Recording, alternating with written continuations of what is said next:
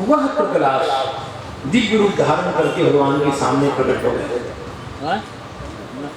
भगवान ने पूछा, आप दिव्य रूप धारण करने वाले कौन हैं? उस पुरुष ने कहा, यही परमात्मा, मेरा नाम मृग है। भगवान ने कहा, और बताइए। मृग जी ने कहा, संसार में जब दानियों की सूची बनेगी तो मेरा नाम उसमें जरूर होगा, क्योंकि मैं 1,00,000 गायों का रोज दान करता था। आजकल के लोगों का कंप्यूटर खराब हो जाएगा कि 1,00,000 गायों के दान का क्या मतलब है। 1,00,000 गायों का रोज दान करता था। भगवान ने हंस करके कहा, तो 1,00,000 गायों का रोज दान करते थे तो फिर कैलाश काहे बन गए? राजा मृग ने कहा, भगवान, एक दिन मेरी मुझसे बहुत बड़ी गलती हो गई। दान की गई गाय घूमते घूमते मेरी गौशाला में फिर आ गया, एक गाय, और फिर कल मैंने दूसरे ब्राह्मण को दान कर दिया। विप्रजनों की माया भी परंपरा ही है। वो एक गाय के कारण 2 गाय नहीं, कल मुझको मिली थी, ये गाय मेरी है और ये गाय मेरी है, ये गाय मेरी है। कहते कहते दोनों पंडित लड़ते झगड़ते आ गए राजा मृग के पास। राजा, बताइए ये गाय किसकी है? आपने मुझे दी थी ना कल। और दूसरे ब्राह्मण कह रहे हैं कि मैं तो आज ही आपने दिया मुझको, लो आज ही तुम्हें लिख दिया। राजा मृग ने कहा, आप लोग जाइए, झगड़िए नहीं, इसके बदले आप जितनी गाय चाहिए ले लीजिए, लेकिन निर्णय कर लीजिए आपस में। आप कहा, नहीं हमें गाय नहीं चाहिए। ये गाय किसकी है बताइए। श्री पंडित जी महाराज मूड में थे और संयोग से उसी समय राजा मृग के शरीर पात, जिन्हें मरने का समय आ गया और समाप्त हो गए। निर्णय नहीं कर सके तो गाय किसकी है। अच्छा, जिस वस्तु को आप दान करते हैं वो वस्तु आपकी होनी चाहिए कि नहीं? जैसे यहीं बैठे बैठे हम लाल किला आपको दान कर दें, जो ये लाल किला और ये ताजमहल, ये सब मैं पंडित जी को दे रहा हूँ। आप कहेंगे आपकी दी गई नहीं है, आप दे क्या रहे हैं? आप उसी वस्तु का दान कर सकते हैं जिस वस्तु पर आपका स्वत्व है। और गलती यही हो गई थी। दूसरे दिन जब गाय का दान हुआ तो दान से पहले उसमें स्वत्व स्थापित होना जरूरी है। ये मेरी चीज है, मैं किसी को दे सकता हूं। पहले ये प्रमाणित हो जाए कि ये मेरी चीज है कि नहीं, तभी आप दान करने के अधिकारी हैं। राजा ये समझ नहीं पाए, अपनी वस्तु का निर्णय किए बिना उन्होंने दान कर दिया, इसलिए उनको कैलाश करना पड़ा। दूसरे की वस्तु दान कर देंगे आप। इसीलिए ब्राह्मण की संपत्ति पर कभी भी कुदृष्टि मत रखो। स्वदत्ताम परदत्ताम वा ब्रह्मगतिम हरिचयः 60 वर्ष सहस्राणि विष्ठायाम जायते क्रमी। हमारा गांव बहुत अच्छा है। हम आसपास के जहाँ गाँव में जाते हैं कथा करने के लिए, वहाँ सर्वत्र ठाकुर जी की संपत्ति पे लोग कब्जा कर देते। हम सब जगह पता है और हमको पता लग जाता है किसी में कोई बाबू साहब है तो बढ़िया मलमल वाला कुर्ता वाला जो है ना वही है, हम पहचान भी जाते हैं दूर से। यही दबाए हुए भगवान की संपत्ति। स्वदत्ताम परदत्ताम, और कहते क्या है, हमरे बाबा परबाबा तो दिए थे। अरे तो तुम बेवकूफ हो कि तुम्हारा बाबा परबाबा बेवकूफ था? ये पहले बता। बाबा परबाबा ने दिया और तुम ले रहे हो, तो ज्यादा बेवकूफ तुम हो कि तुम्हारा बाबा बेवकूफ था? इसका निर्णय करो। ये कह के आजकल के जो समझदार लोग हैं ले रहे हैं। हमारा गांव ठीक बहुत श्रेष्ठ। एक तो हमारे यहाँ भगवान है सीताराम जी, कितना आनंद हो रहा है, सब ठीक है। श्री भगवान ने कहा, स्वदत्ताम तांबा अपने द्वारा दी गई या अन्य के द्वारा दी गई भगवान की संपत्ति हो या ब्राह्मण को दी गई ब्राह्मण की संपत्ति हो, उस पर जो कुदृष्टि डालता है या उसका जो हरण करता है, 60 वर्ष सहस्राणी विष्ठायाम जायते कृमि, वो 60,000 वर्ष तक विष्ठा में कृमि बनता है। ये भगवान के साक्षात श्रीमुख के वचन है। इन्हें कोई इस लक्षण में, कोई इस कानून में कोई संशोधन होने वाला नहीं है, होना ही होना है। भगवान ने कहा मैं हालाहल जहर को जहर नहीं मानता, मैं जहर मानता हूं ब्राह्मण की संपत्ति को जो हमने दे दिया। आजकल तो ऐसे विचित्र विचित्र लोग हैं, देने दो इसी को, पंडित जी को, अरे उतना रुपया क्यों दे रहे हो, तो अपने बेटा पोता समझाता। पंडित जी को दान देते समय जो ज्यादा व्याकरण लगावे, इधर उधर करे, सोचो कि यही आगे नरक जाने वाले महापुरुष हैं, यही पहचान लो उनको। महापाप अभी जो हमारे जीवन में अभाव है, इसका यही कारण है कि हमने दान नहीं किया। जो देता है बाबा सुलुनिए लहिए जो दीना, बाबा सुलुनिए, अरे बाबा, बाबा मतलब जो आप बोए हैं, लुनिए मतलब वही काटेंगे। बाबा सुलुनिए लहिए जो दीना, आपको वही मिलेगा जो आपने दिया है। कई लोग महाराज की नौकरी नहीं लग रही है, तो तुलसीदास जी की चौपाई सुना दो, बाबा सुनिए लहिए जो दीना, तो दिया ही नहीं तो मिलेगा कहां से? जो खाते में जमा तो होना चाहिए।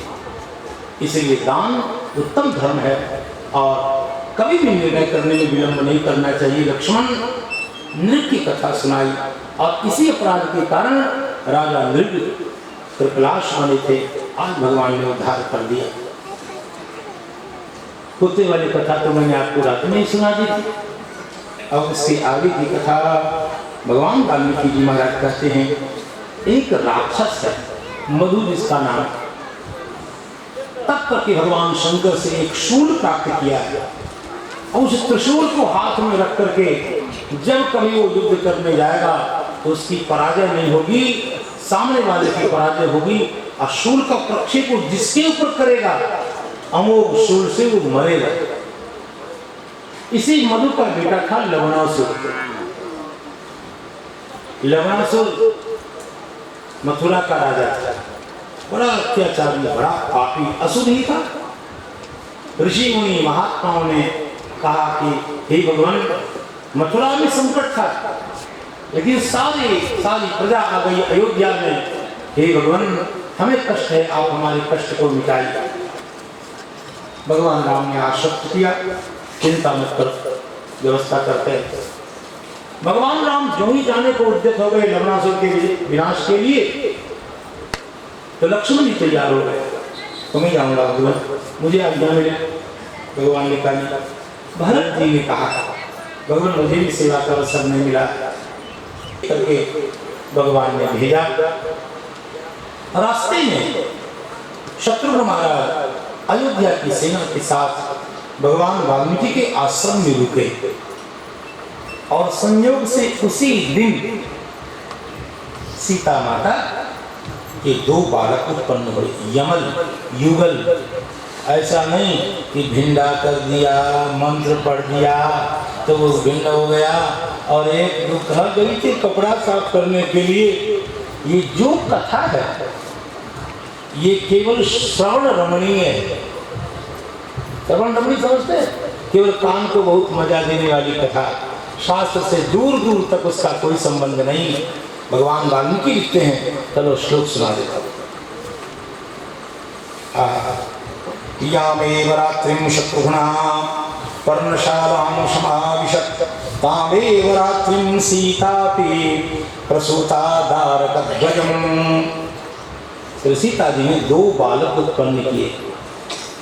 तुलसीदास जी से पूर्वा सखी करा देता हूँ, 2 सुत सुंदर सीता जाए, लव कुश वेद पुराण गाए। सीता जी ने 2 बालक उत्पन्न किए, यमल युगल। और भगवान वाल्मीकि ने क्या किया, उनका नाम किया कुश और लव। कुश बड़े हैं, बाद में कुश ही राजा बने अयोध्या के, और लव छोटे हैं। कुश नाम क्यों पड़ा, तो वाल्मीकि रामायण में उसका कारण दिया गया है। जब मार्जन किया जा रहा था दुख के अपनोदन के लिए, तो लून कुशों के अग्रभाग को कुशमुष्टि कहते हैं।